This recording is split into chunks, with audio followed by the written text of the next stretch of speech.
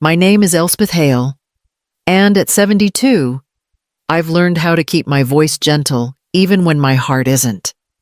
I'm the sort of woman who still folds grocery bags for reuse, who remembers birthdays without needing a calendar, who believes that love, no matter how bruised, should sound polite. People call it patience. Sometimes, I think it's just habit. That night, the habit of patience led me to my daughter's window.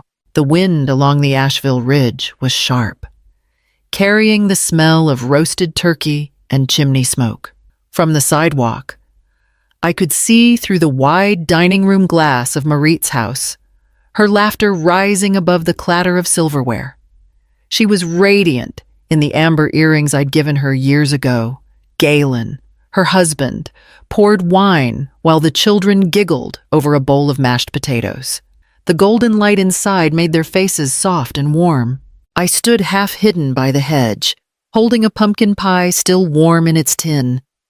I'd baked it that morning, out of habit again, just in case they changed their minds and asked me to come. Then Marit's voice carried through the window, smooth and certain. She doesn't even deserve the leftovers. The laughter that followed was thin, like something brittle breaking. Galen looked away. One of the children asked what she meant, and Marit said, "Nothing," before raising her glass. The pie trembled in my hands. I didn't drop it. I just couldn't feel its warmth anymore. I turned from the window before anyone saw me, walking carefully down the slope toward my own side of the duplex. Snow had begun to fall, soft as ash, inside my kitchen. I set the pie on the counter and waited for the tears that never came. Instead, there was a kind of stillness, like the air right after a storm has passed but before the sky clears. I looked at the clock, at the empty plate waiting on the table, and finally whispered, "That's enough." By sunrise, I knew exactly what to do. The next morning, she found the note I left, and everything changed. 5 years earlier, this house still felt like a promise. The paint was fresh, the stairs newly sanded, and Marit stood in the kitchen downstairs, holding her newborn son, while Galen carried in boxes. "Just until we get started," she said. "We'll pay you back as soon as we can." I smiled, waving my hand. "You'll pay me back by sleeping at least 4 hours tonight. That's all I want."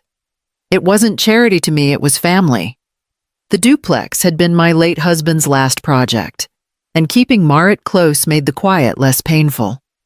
I cooked, babysat, paid the property taxes, and called the plumber when the pipes froze that winter. When Galen's job slowed, I slipped envelopes of grocery money under their door. No one talked about it. Kindness worked best when it wasn't tallied.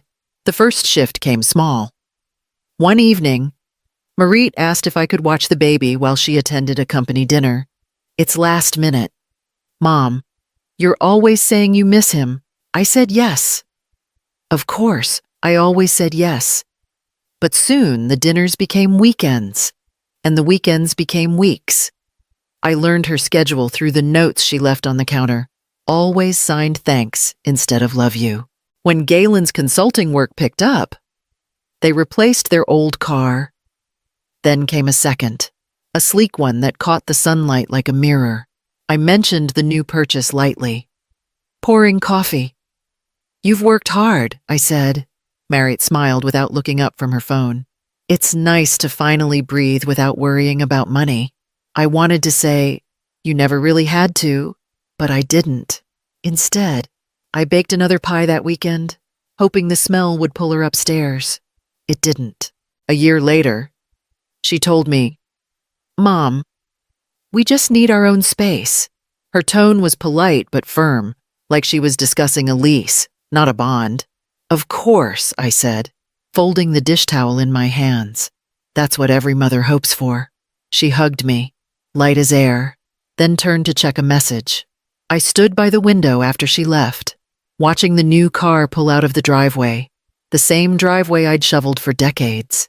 Somewhere between helping and holding on, I'd stopped being her home and become her convenience. When love becomes routine service, Can it still be called love the night after Thanksgiving? I sat at the kitchen table with my phone, the same way other people sit at confession. I called Marit once, twice. Both times her voicemail answered with that cheerful recorded tone. Hi, it's Marit. Leave it short, I did. I said, just wanted to make sure you got home safe. I made pie. My voice cracked on pie. An hour later, I sent a text. Thinking of you. Hope the kids enjoyed dinner. The message showed delivered, but never read. By morning, the silence had grown heavier than anger. I was rinsing the same coffee mug for the third time when I heard a knock. Odette stepped in without waiting to be invited. We'd been neighbors too long for formalities. Marit still hasn't called, she asked. Setting down a grocery bag. I shook my head. She will, Odette said, though her tone said otherwise.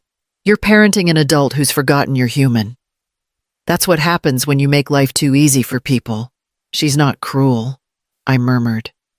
No, Odette said, pulling out 2 cinnamon rolls. She's comfortable. Comfort makes people blind. I sat down opposite her. She said, immediate family only. That's what her message said. Odette looked at me, slow and sharp. And who gave her that family? Who paid the down payment on the house she calls hers? I opened my mouth, then closed it again. The truth was sitting in the drawer beside me, the file marked deed and taxes. Edges curled from years of handling. I pulled it out, laid it on the table. Odette watched as I smoothed the top page. You thinking what I think you're thinking? I don't know what I'm thinking. I said. My fingers traced the faint ink of my late husband's signature, the one that had given me this roof and them their start. Odette leaned forward. Then start by thinking of yourself. She left the rolls on the counter when she went home. I didn't eat them. I sat there until dusk, the deed open before me, the ink catching the dim light. Immediate family only, I whispered. Then this is immediate too. What boundary can hurt less than silence itself? By dawn, I had stopped trying to sleep. The quiet felt heavier than the dark, pressing against the walls like a secret waiting to be spoken. I made tea, sat at the maple table, and pulled out a sheet of stationery cream paper with a faint pressed flower border. It had been years since I'd written Marit a letter. The pen felt strange in my hand. I started slow, every word measured. Marit, I love you. And I want us to find a way back to respect before there's nothing left to save. I paused, staring at the ink. Then I wrote the rest, not as a plea, but as a boundary I would like us to attend family counseling together within 30 days. I will schedule it if you agree. If we cannot do that, beginning January 1st, you and Galen will need to begin paying rent for the downstairs apartment 2/3 of the market rate. This is not punishment. It is structure. Structure builds respect. I ended it the only way I could, with love. Not anger, Mom. I read the note twice before folding it. There was no heat in it, only steadiness. For the first time in years, my hands didn't shake. By 6 o'clock, the horizon had started to pale. I slipped into my coat, the letter tucked under my arm. The neighborhood was still half asleep. The only sound was the hum of a milk truck turning the corner. Marit's porch light glowed faintly as I climbed the steps. I slid the envelope through the narrow mail slot, hearing it land softly on her table inside. The sound was small but final, like the closing of a long argument. I stayed there a moment, breathing in the crisp mountain air. For once, I didn't picture her reaction. I didn't imagine her anger or tears. I just watched the first light of morning slide across the roofs and thought of how still everything felt, like a held breath before the truth arrives. Then I turned and walked home, the cold nipping at my fingers, my steps steady. When kindness gains a spine, who will call it cruelty? By afternoon, the knock came hard enough to rattle the doorframe. I had been expecting it since sunrise. When I opened the door, Marit stood there, hair unbrushed, eyes wide and red. She held the letter in her fist, creased and trembling. "Mom, please, no." Her voice broke halfway through the word. "You can't mean this." "I do," I said quietly. "You're punishing me," she shouted, stepping into the kitchen. "Over one stupid night, you're really going to start charging us rent like we're strangers." I folded the dish towel I'd been holding and set it on the counter. "I'm not punishing you. I'm protecting what's left of me." "That's ridiculous," she said. "You're acting like we're enemies." I met her eyes. "You've treated me like an obligation for years. Maybe we both forgot I was a person." Merritt's breath caught. She looked toward the window as if searching for words that wouldn't come. "We've just been busy," she muttered. "We have our own lives now, lives built under this roof." I said, "I never wanted repayment. Marit, just respect." She laughed once sharp, nervous, and a rent bill screams respect to you. Before I could answer, Galen appeared behind her. His shirt was half tucked in, his face pale. "Elspeth, maybe we can talk about this calmly." "I'm calm," I said. He rubbed the back of his neck. "Look, we all said things we shouldn't have. Marit didn't mean that comment. It was a bad joke." Merritt spun toward him. "Don't take her side, I'm not," he said, lowering his voice. "But we went too far. You know we did." She stared at him, stunned by his quiet. Then she turned back to me. "You'd really do this, force your own daughter to pay to live here?" I took the letter from her shaking hand, unfolded it, and pointed to the final line. "With love, not anger." I meant that then, and I mean it now. Merritt's mouth trembled. "It feels like a threat." "It's not a threat," I said. "It's a mirror. I just want you to see what I see." For a moment, she said nothing. The clock ticked between us, steady and unbothered. Then she pushed the letter back toward me and whispered, "I don't even recognize you anymore." I reached for her arm, but she pulled away, tears shining in her eyes. Galen followed her out, closing the door softly behind them. The house was silent again, but it felt different now, like something fragile had finally cracked open. Will a line drawn in love ever be crossed with respect? The counseling office smelled faintly of lemon and paper. A small clock ticked above the framed certificates. Merritt sat across from me, arms folded, eyes fixed on the floor. Galen kept adjusting his watch band. The therapist, a calm woman named Dr. Kearns, waited until the silence settled. "Let's start with why we're here," she said softly. "You'll each speak in I statements. No accusations. Just how you feel." Merritt sighed. "I feel pressured. My mother sent us a letter that felt like an eviction notice. It wasn't." I said, my voice even. "It was a boundary." "Boundaries don't come with price tags." Merritt shot back. Dr. Kearns raised a hand. "Let's pause.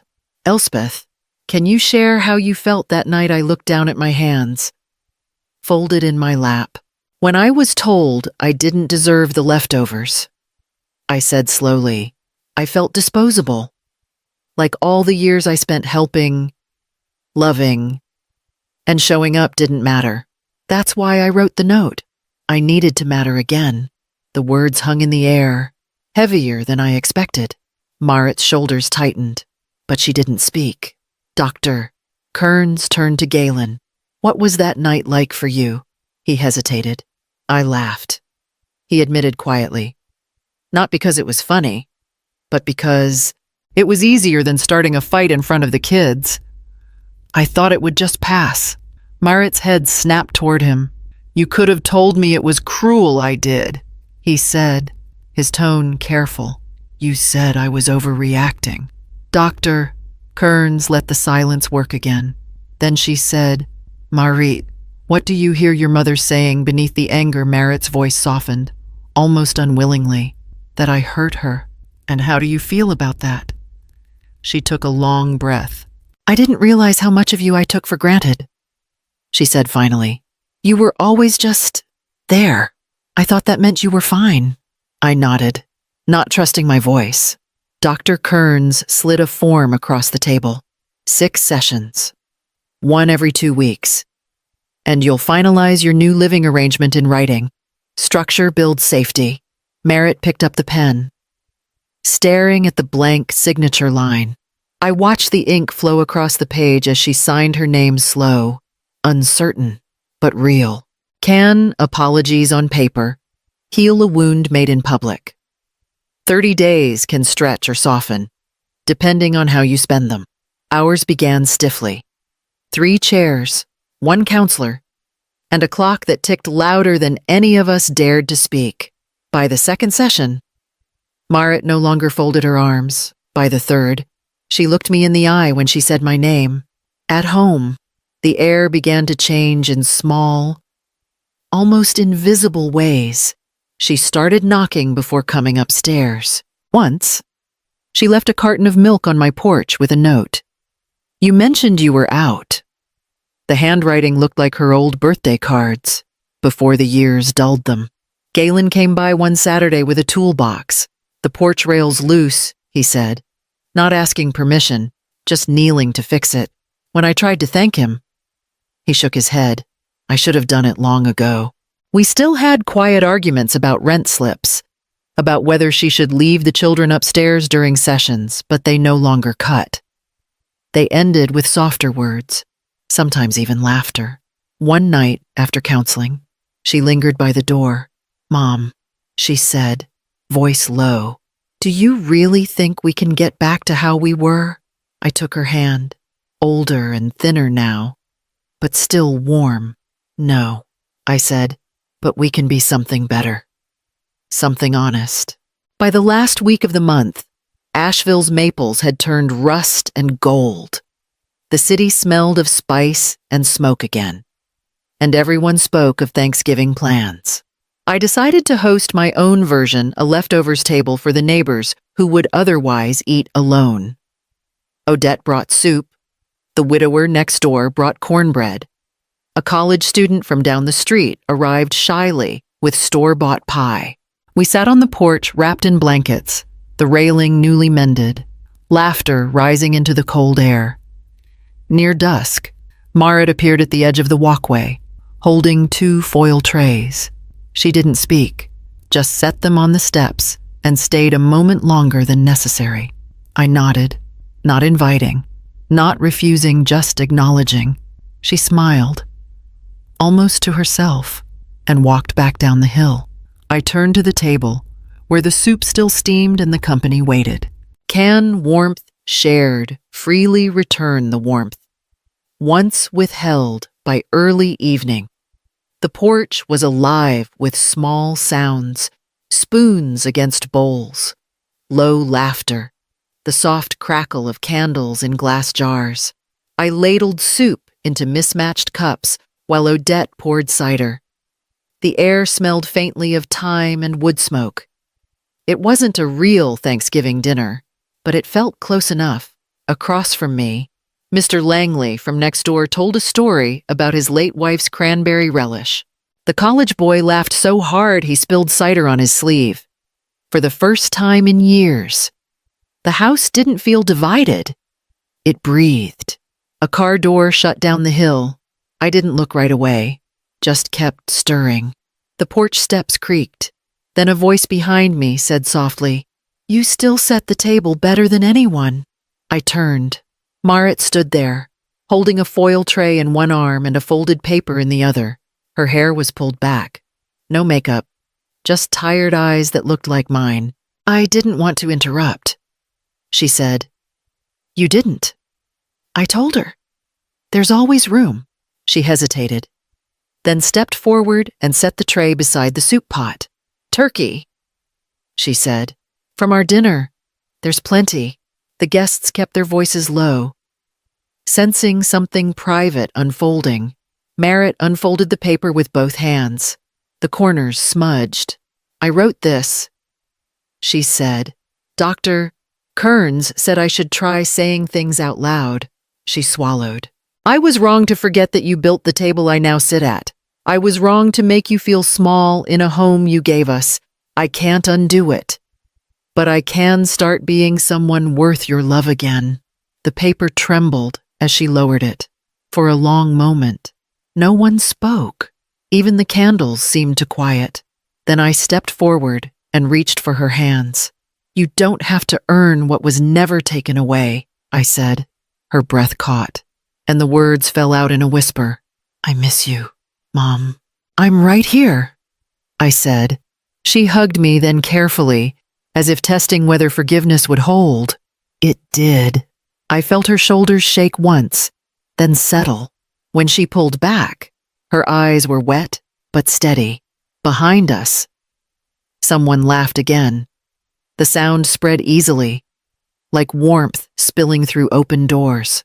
Merritt smiled toward the table, then back at me. "Do you have room for one more bowl of soup?" she asked. "Always," I said. "When forgiveness tastes like leftovers, isn't that still a feast?" Weeks passed quietly, the kind of quiet that comes after a long storm when everything finally finds its shape again. Our last session with Dr. Kearns felt almost easy. Merritt sat closer this time, her hands unclenched. "I think we're done apologizing," she said with a small smile. "Now we just have to keep showing up." Dr. Kearns nodded. "That's all love ever asks." When we left the office, the air was sharp with winter. Galen handed me an envelope, our new lease. The numbers were modest, the agreement simple. I read it standing in the parking lot, 2/3 of market rate. He said, as promised, "It's fair," I answered. "That's all I ever wanted." He smiled. "No, Elspeth, you wanted fairness and family. We're working on both." By the next Thanksgiving, the table upstairs was smaller, just us. The children, and Odette, who brought her famous sweet potatoes. The meal was plain and easy soup, roast chicken. Pie cooled on the sill, no speeches, no performance. Only gratitude, spoken in the small ways, Merritt taking my plate before I asked. Galen washing dishes without being told. As dusk settled, Merritt followed me to the porch. "It looks different this year," she said. "So do we," I answered. I switched on the new brass lamp fixed above the steps. The light spread warm across the railing Galen had repaired months before. The engraving shimmered softly in the glow, built by boundaries, kept by respect. Merritt traced the words with her fingertips. "It's beautiful," she whispered. "It's ours," I said. The children laughed inside, the kind of laughter that doesn't echo, it belongs. I watched the glow spill across the yard and felt something settle in me, gentle and whole. I didn't fight for a seat, I rebuilt the table. When love finally learns respect, what else could it need to stay warm?